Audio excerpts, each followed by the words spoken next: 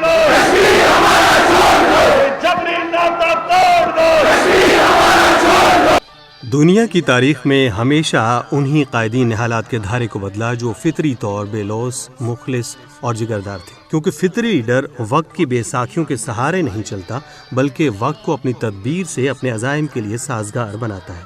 Nelson Mandela हूँ या सैयद अली गिलानी, ये फितरी लीडर थे जिन्हें वक्त और हालात अपनी लपेट में नहीं ले सके, क्योंकि हालात कैसे भी हों उनकी इस पर गिरफ्त मजबूत थी।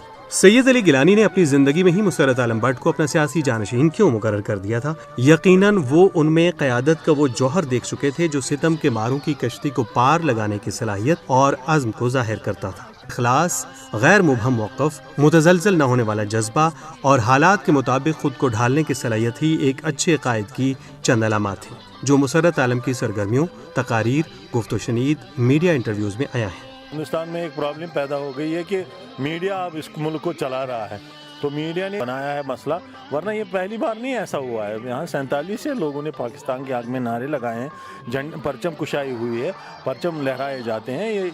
ये खिता ऐसा है कि जहाँ के लोगों की दिल की आरज़ुएँ, दिल की ख्वाहिशात, दिल की तमन्नाएँ पाकिस्तान के साथ वाबस्ता है, तो यहाँ नारेबाजी ऐसी होती रहती है।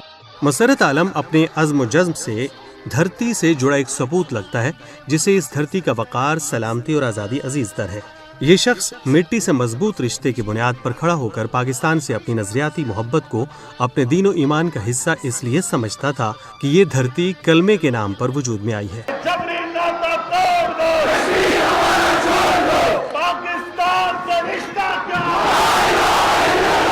पाकिस्तान से रिश्ता क्या।